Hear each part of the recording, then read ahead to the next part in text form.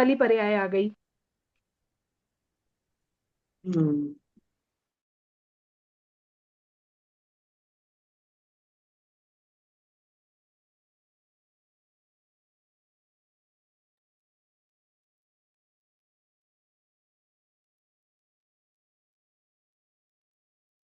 जय जिनेन्द्र। मंगलाचरण के लिए सभी हाथ जोड़ लीजिए। नमो अरिहंताणम, नमो सिद्धाणम, नमो आयिरियाणम, नमो उवझायाणम, नमो लोये सवसाहुणम, मोक्षमार्गस्य नेतारं भेतारं कर्म बुभृतां, ज्ञातारं विश्वतत्त्वानां वन्दे तद्गुणलब्धये। तत्वार्थ सूत्र जी ग्रंथ है, पांचवा अध्याय हम समझ रहे हैं। पांचवें अध्याय में अजीव तत्व का वर्णन है। तत्वार्थ सूत्र जी ग्रंथ में तत्वों का वर्णन है। तत्व कितने होते हैं और कौन कौन से, कोई बता सकता है?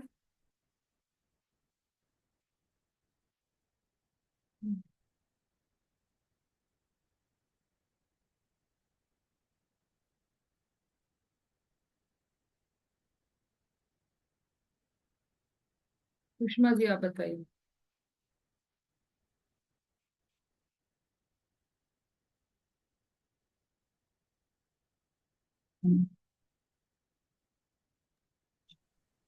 जय जिनेन्द्र दीदी।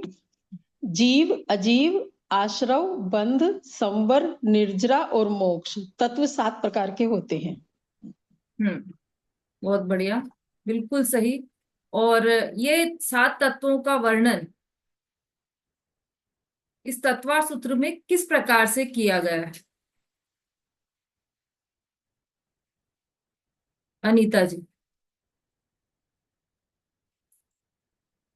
मैडम क्या, एक बार और? जो 7 तत्व अभी बताए, नाम बताए ना, उनका वर्णन तत्वार्थ सूत्र ग्रंथ में, मोक्ष शास्त्र ग्रंथ में किस प्रकार से किया गया है?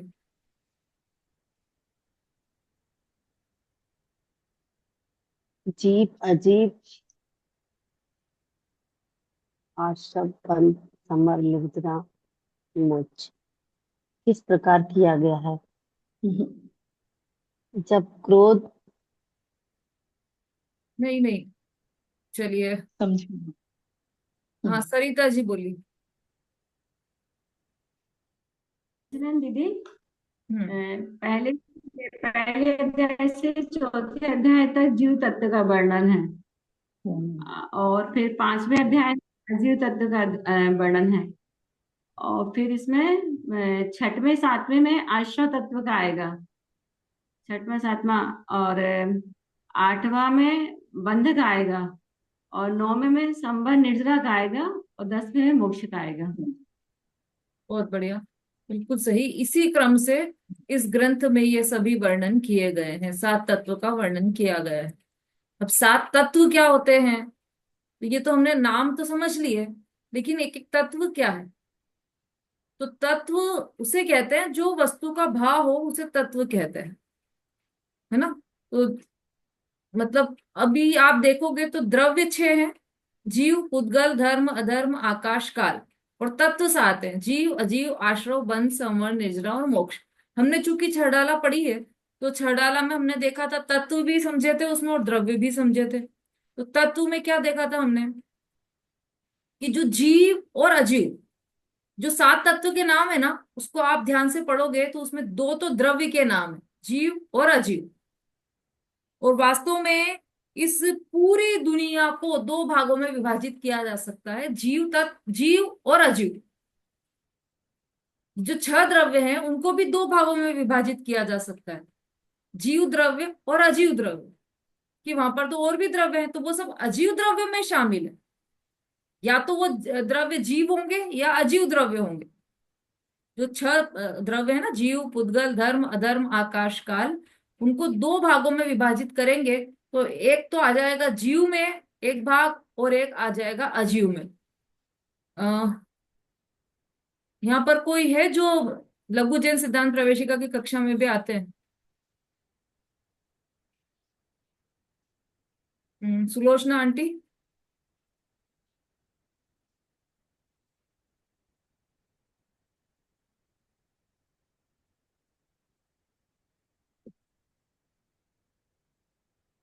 हाँ, अंजू जी भी आते हैं, अनीता जी भी आते हैं। सुलोचना आंटी, आपका अनम्यूट कीजिए। चलिए अंजू जी, आप बताइए कि हमने जीव मतलब ये जो छह द्रव्य हैं उनको कितनी बार कितने भागों में विभाजित किया था। पूरा चार्ट बनाया था हमने वहां पर। बनाया था। हाँ, कुछ ध्यान हो तो वो बोलिए। जीव 4 भागों में बांटा था। कैसे? रूपी अरूपी, हाँ, एक अनेक। बहुत बढ़िया। रूपी अनूपी, एक अनेक, और मूर्तिक अमूर्तिक, मूर्तिक अमूर्तिक, मूर्तिक अमूर्तिक, हम्म। मूर्तिक और एक और निष्क्रिय, और निष्क्रिय, निष्क्रिय आखिरी और है और निष्क्रिय, आखिरी है और निष्क्रिय। हाँ, बहुत अच्छा। और एक और? सर्वगत, और एक सर्वगत और एक देश का, हाँ, देशगत और सर्वगत। देश देशगत और सर्वगत। हाँ, देशगत और सर्वगत, बहुत बढ़िया, बिल्कुल सही। हाँ, और ठीक है, और बस इतना सफिशियंट है। इसमें जो पहला हमने विभाजन किया था वह किया था जीव और अजीव। अजीब। द्रव्य दो तरह के, जीव और अजीव, ऐसे हमने विभाजित किए थे उन दोनों को, है ना। तो ये जो छह द्रव्य हैं उनको मुख्य रूप से हम दो भागों में विभाजित कर सकते हैं, जीव और अजीव। ठीक है। जिन्हें ये चर्चा नई नई लग रही हो वह आराम से समझें थोड़ा सा, तो समझ में सब पूरा आ जाएगा, क्लियर हो जाएगा। और लघु जैन सिद्धांत प्रवेशिका की कक्षा में जो नहीं आ पाते हैं उन्हें शायद थोड़ा सा ये कठिन लग सकता है। कोई बात नहीं, अभी इसमें सब कुछ सरल होने वाला है। ये तत्वार्थ सूत्र का अध्ययन ही हम इसलिए कर रहे हैं कि जो 7 तत्व है वह सब हमारा क्लियर हो जाए। अब जो 7 तत्व, अब इसमें बीच में द्रव्य की बात क्यों आ गई? यहाँ पर हम तो तत्व की बात कर रहे थे ना, जीव अजीव आश्रव बंध संवर निर्जरा मोक्ष। तो हम तत्व की बात कर रहे थे, तो बीच में द्रव्य की बात कैसे आ गई? तो जो अजीव तत्व है उसी के अंतर्गत समाहित है ये सारे द्रव्य। कौन कौन से?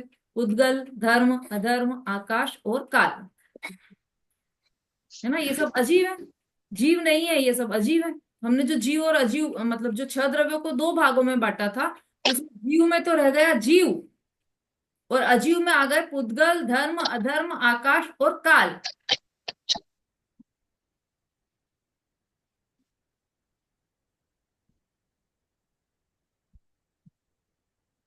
हम्म। ठीक है। तो अब ये द्रव्यों का वर्णन तत्वों में कैसे आ गया? तो इस तरह से आ गया कि अजीव तत्व में बाकी के सभी द्रव्य आ गए, और जीव तत्व का वर्णन शुरू के 4 अध्याय में कर चुके हैं। इसलिए यहाँ पर ये द्रव्यों की चर्चा अभीष्ट है। ठीक है, समझ में आ रहा है सबको? हाँ ललिता जी बोलिए। हाँ जी,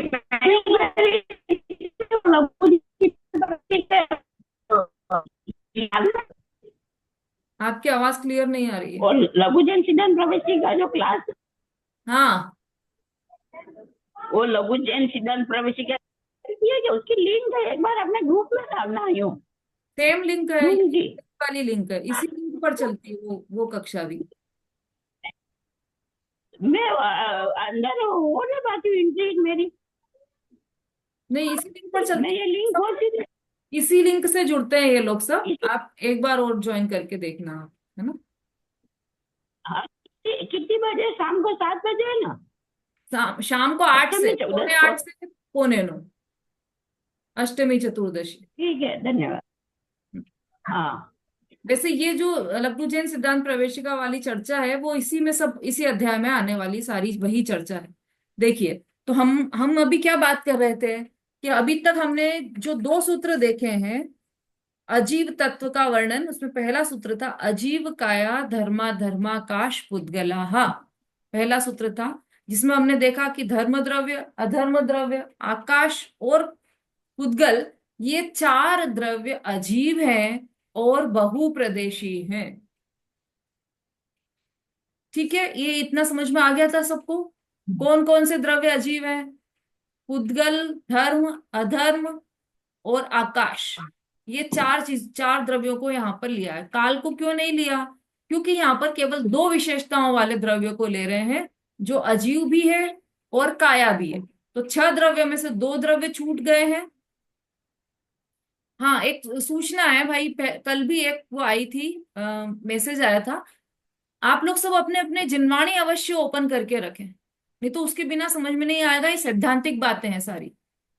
जिनवाणी अवश्य खोल कर रखें, और जिनके पास जिनवाणी नहीं है वो पीडीएफ खोल कर रखें।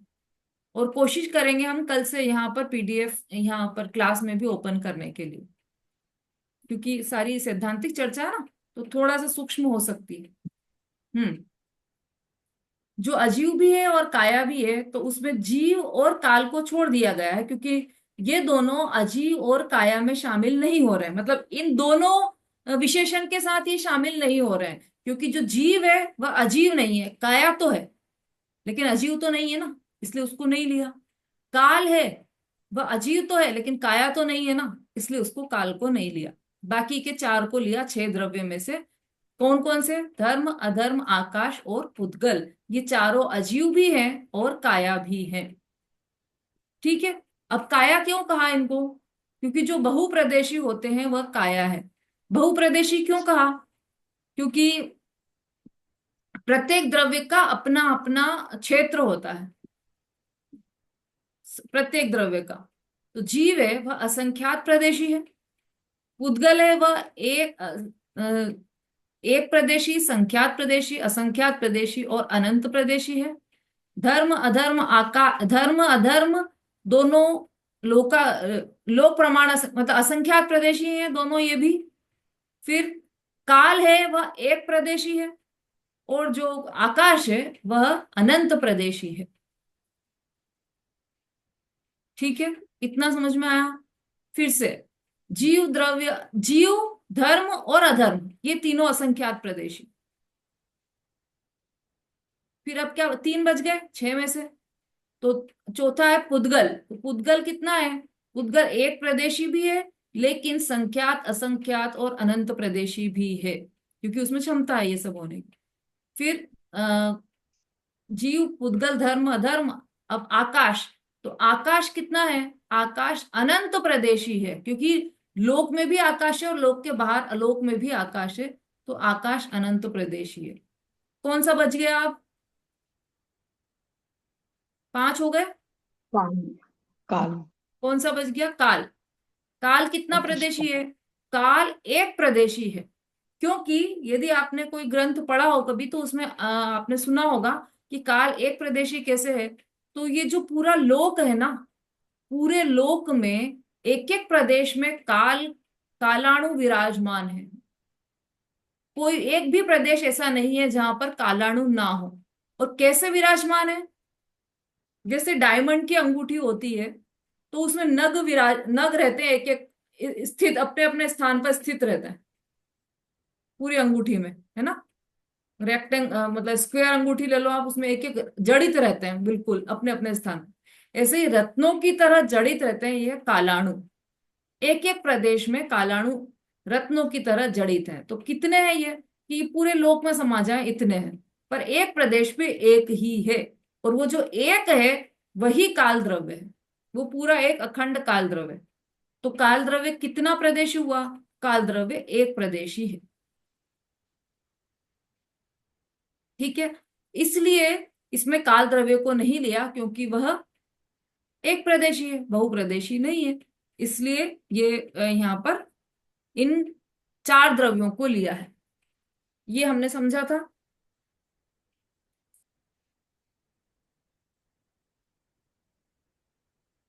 हाँ, कोई प्रश्न है क्या आप लोगों का?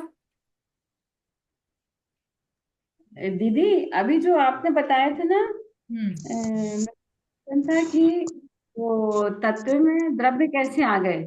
हाँ। अभी आपने थोड़ी देर पहले बोला था हम्म। कि तत्वों में कैसे आ गए आप लोग सोच रहे होंगे, तो वो मेरे को थोड़ा उसमें कंफ्यूजन हो गया था कि वो उसी के लिए हैंड रेस किया था इतनी देर से कि अच्छा, तत्वों में द्रव्य है।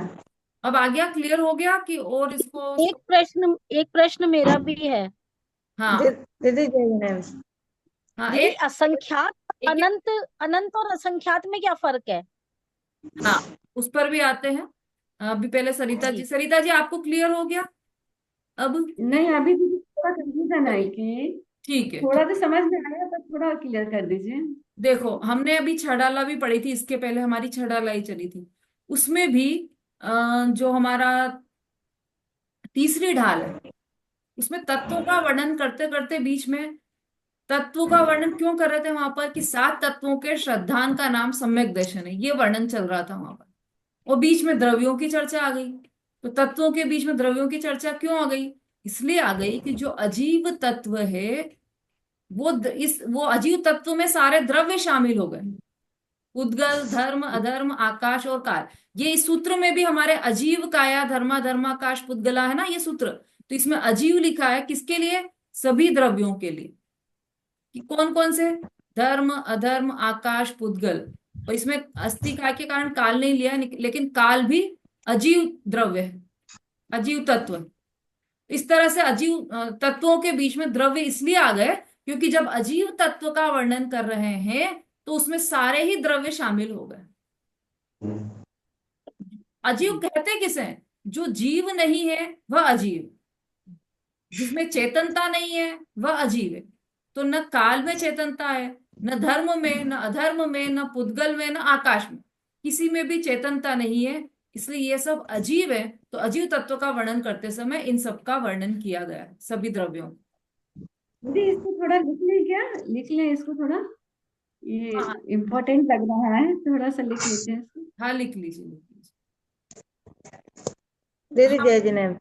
हाँ बोलिए। दीदी हम तो ये पूछना चाहते थे कि जीव को जो 4 भागों में बांटा था ना, वो मतलब एक अनेक रूपी अरूपी और कौन सा बताया था, 2 और बताए थे। वो अभी अभी समय आएगा तब वो पूरा लिखवा देंगे आपको। अभी तो केवल इतना ही समझ लीजिए कि जीव और अजीव, ये इसमें पूरी दुनिया शामिल हो गई। या तो वो जीव है या फिर अजीव, अजीब। पूरी दुनिया, कुछ एक अंश भी नहीं बचा। एक एक चीज, या तो वो जीव है या अजीब है, इसी तरह से 2 मुख्य भागों में बांटा गया। वो तो वहां पर हम याद कर रहे थे कि किस तरह से उसको हमने लिया था अलग अलग। अभी समय आएगा, उसका सूत्र आएगा तब वो भी बता देंगे। ठीक है जी। हाँ रेणु जी अब बोलिए, आपका प्रश्न क्या है? संख्या, असंख्यात और अनंत में अंतर क्या है, ऐसा? अनंत। हाँ जी, हाँ जी। हाँ, तो देखो, एक संख्यात, असंख्यात और अनंत, इस तरह से 4 हमने देखा था। एक मतलब तो समझ में आ ही गया सबको। संख्यात जी। मतलब 49 अंक प्रमाण संख्यात होती है। जी। 39 या ऐसा कुछ है, मतलब अंक, उतने अंक प्रमाण जितनी भी संख्या है वो सब संख्यात में आ जाती है। उससे ज्यादा संख्या होती है वो असंख्यात में आ जाता है। और अनंत ऐसा होता है कि जिसका कोई अंत ही ना हो, वो जी। अनंत है। ठीक है दीदी। इसको और सरल उदाहरण से हम ऐसे समझें कि जब हम मध्य लोक की चर्चा कर रहे थे तीसरे अध्याय में, हाँ 29 अंक प्रमाण, ठीक है। तो जब हम मध्य लोक की चर्चा कर रहे थे तब हमने देखा था कि मध्य लोक में 2.5 द्वीप है। अभी भी ये क्लियर हुआ है कि नहीं सबको, कि मनुष्य लोक अलग है और मध्य लोक अलग है? आ गया? तो वो एग्जाम में भी आ गया था ना। तो ये ध्यान रखना है कि मनुष्य लोक अलग है और मध्य लोक अलग है। मनुष्य लोक में 2.5 द्वीप है।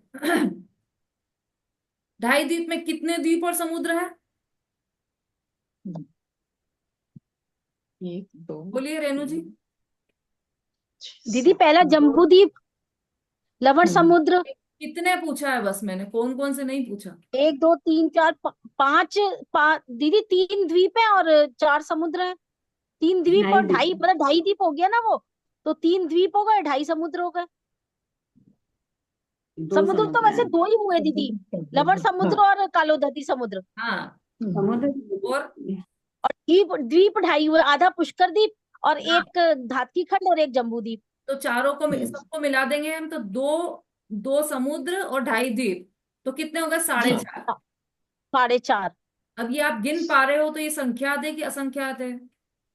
संख्यात है। संख्यात है। अब ये जो 2.5 द्वीप है, मनुष्य लोक है, उसके बाहर कितने द्वीप समुद्र हैं? अनंत है। अनंत नहीं है, असंख्यात। असंख्यात हैं। कितनी चर्चा चल चुकी है हमारी तो इस बारे में। उसके बाहर असंख्य असंख्यात है। द्वीप समुद्र हैं। अनंत संख्यात होता, द्वीप समुद्र। अंत ही नहीं होता। मध्य लोक का तो अंत हो गया ना, मध्य लोक का अंत। हाँ, जी इसका मतलब कि वो भले हम गिन नहीं पाए, लेकिन अंत तो हुआ है ना उसका, असंख्यात है वो। जी जी और जी। अनंत तो जिसका अंत ही नहीं हो, उसको अनंत अंत ही कहते ना हैं। हो। ये फर्क है असंख्यात ठीक। अनंत में। जी दीदी ठीक है। हम्म। मंजू जी। जय जिनेन्द्र दीदी। हाँ जी। दीदी वही आंसर देने के लिए किया था हैंड्रेस, हम्म। 2.5 वाला आंसर। ठीक है, ठीक है, चलिए। अब हम जो चर्चा कर रहे थे उस पर हम आ जाते हैं। अब दूसरा सूत्र जो हमारा था, ये अजीव काय क्या है? अजीव काया, अजीव काया धर्मा धर्माकाश पुद्गला, ये पहला सूत्र है। आचार्य स्वयं ही अगली अगली शंका उठाकर और अगला सूत्र लिख देते हैं। इतनी सुंदर व्यवस्था हमारे लिए उपलब्ध है। अजीव काया धर्मा धर्माकाश पुद्गला, तो धर्म अधर्म आकाश और पुद्गल ये द्रव्य अजीव है और काया है। तो अब अजीव क्या है ये पूछा। ये सब अजीव है, तो ये अजीव क्या है? उसके उत्तर में लिखा द्रव्याणि। ये 4 पदार्थ द्रव्य हैं। कौन कौन से? धर्म अधर्म आकाश और पुद्गल, ये चारों द्रव्य हैं। ये चर्चा हमारी चली थी। फिर द्रव्य किसे कहते हैं? कि जो जिसमें जो अपने गुण पर्याय को प्राप्त होता है उसे द्रव्य कहते हैं। ठीक है। द्रव्याणि, अब ये जो सूत्र आया द्रव्याणि दूसरे नंबर का, तो एक सहज ही शंका उत्पन्न होगी कि जो द्रव्याणि कहा है, ये किसके लिए कहा है? 4 पदार्थ, धर्म अधर्म आकाश और पुद्गल के लिए कहा है। तो बाकी के कोई द्रव्य नहीं है क्या? तो उसके लिए फिर अगला सूत्र लिखा है जीवाश्च। द्रव्य में जीव की गिनती, जीवाश्च, जीव भी द्रव्य है।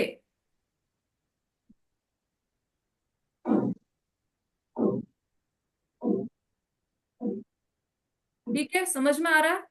जीव भी द्रव्य है, ये लिया है। अब इसमें इस सूत्र में से तो कई सिद्धांत निकल गए। जीव भी द्रव्य है। अभी स्वाध्याय में समयसा नाटक में भी यही सब चर्चा चल रही है कि जीव को द्रव्य ही मानने को कोई भी तैयार नहीं है।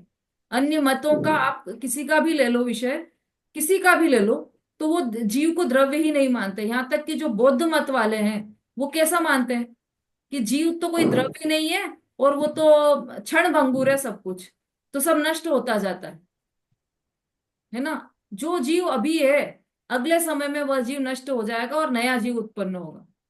फिर अगले समय में वापस कोई नया जीव उत्पन्न होगा। और उसको तर्क से बिठाने के लिए उन्होंने क्या किया, ये बोल दिया कि संस्कार दे जाता है वो, क्योंकि वो दिखता है ना।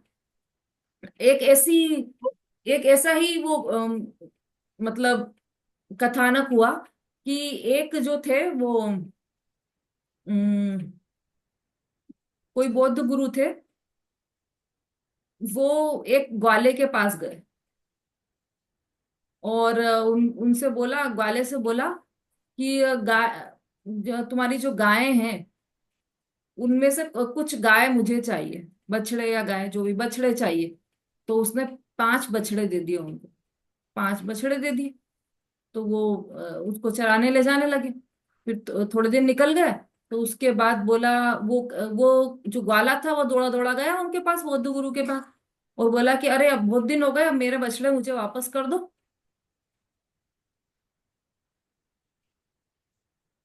तो उन्होंने बोला कि कौन से बछड़े, कौन हो तुम, कौन हो तुम? तो, अरे मैं तो वही ग्वाला हूं जिसने आपको बछड़े दिए थे। तो बोले, जिसको दिए होंगे तुमने बछड़े, वो जीव तो मर गया, ये जीव तो नया उत्पन्न हुआ है, और इस मुझे तो कोई बछड़े नहीं दिए तुमने। ऐसा। तो वो तो हक्का बक्का रह गया कि अरे ये तो मेरे बछड़े चुरा लिए इन्होंने, और मैं किसके पास जाऊं मांगने।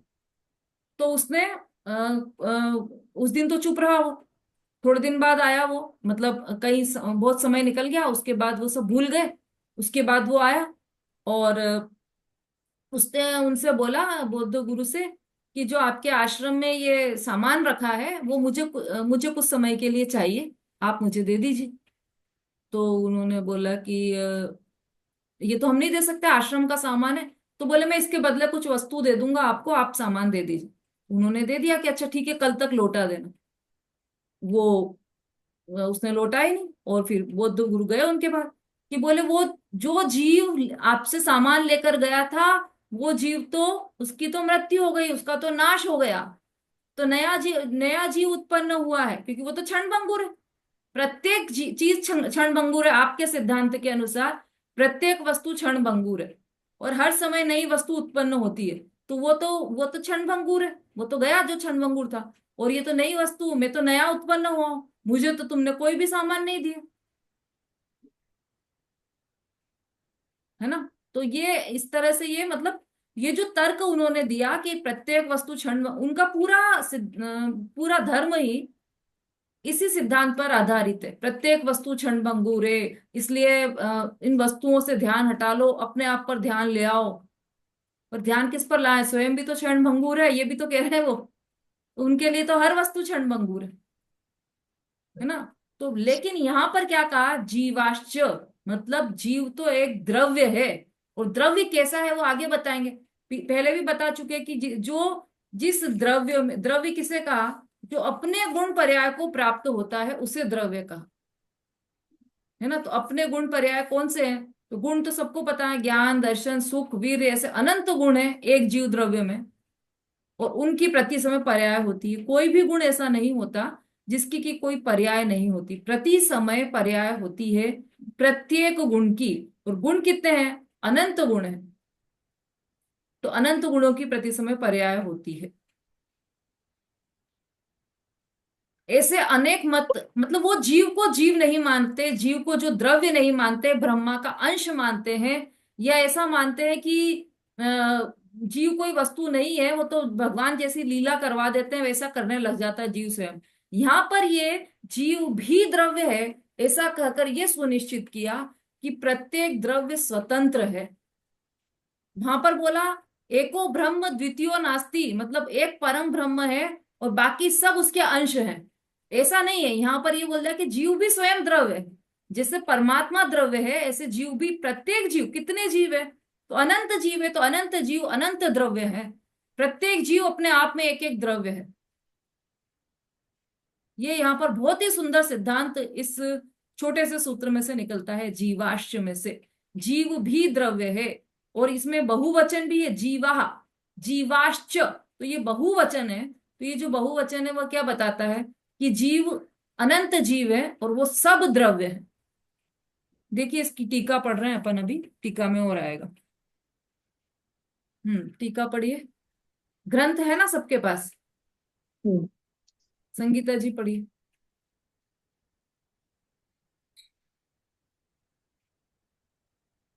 जय जिनेन्द्र दीदी।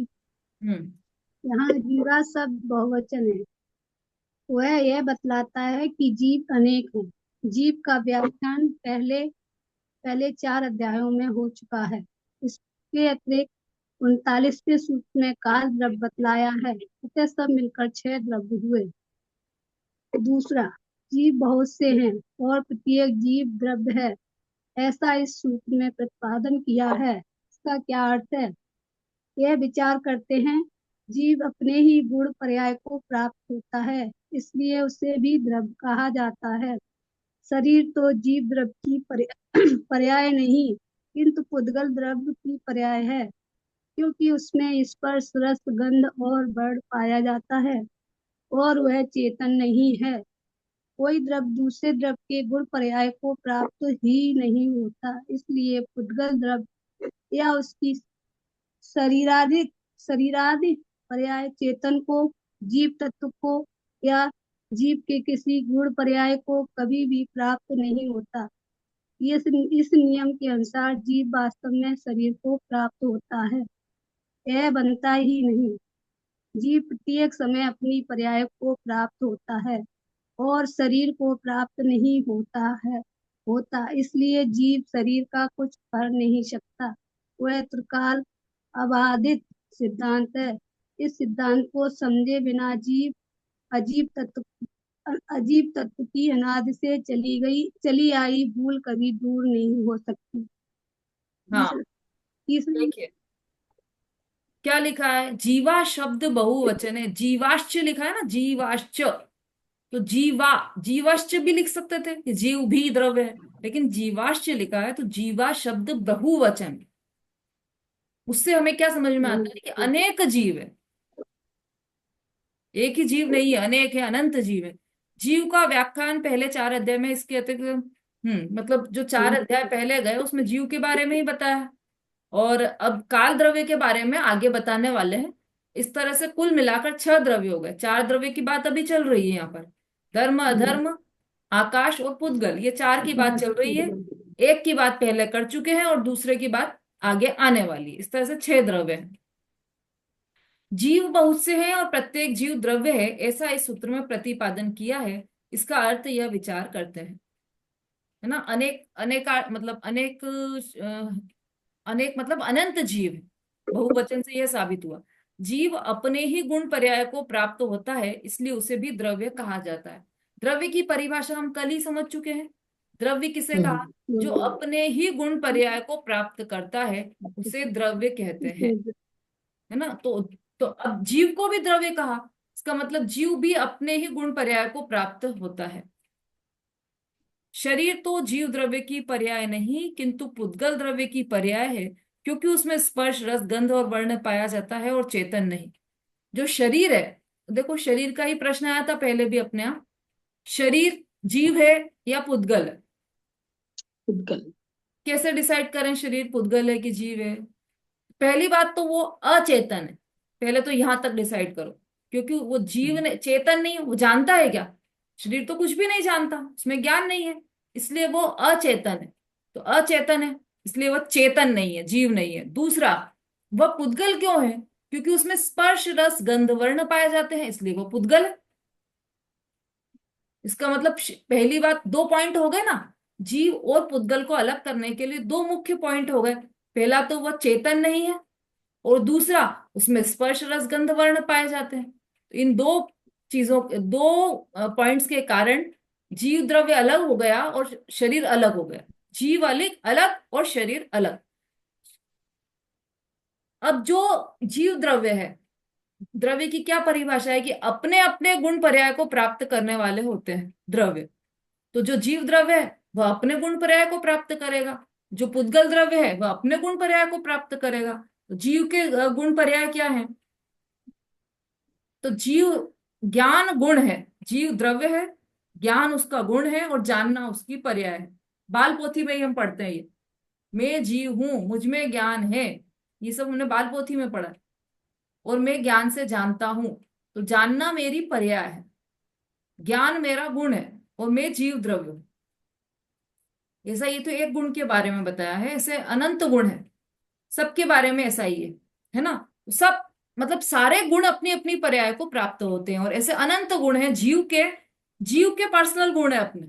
ऐसे पुद्गल के अनंत गुण पुद्गल के पास पर्सनल है, स्पर्श रस गंध वर्ण ये तो मुख्य का है, बाकी ऐसे अनंत गुण हैं जो पुद्गल के अपने पर्सनल है ना। लघु जैन सिद्धांत प्रवेशिका में हमने सामान्य गुण और विशेष गुण भी देखे थे। तो अस्तित्व, वस्तुत्व, द्रव्यत्व, प्रमेयत्व, अगुरु, लघुत्व और प्रदेशत्व, ये सामान्य गुण मुख्य रूप से 6 सामान्य गुण बताया, उसमें ऐसे अनंत सामान्य गुण है, ये सभी द्रव्यों में पाए जाते हैं। सामान्य गुण कहते ही उसे हैं जो सभी द्रव्यों में पाए जाए।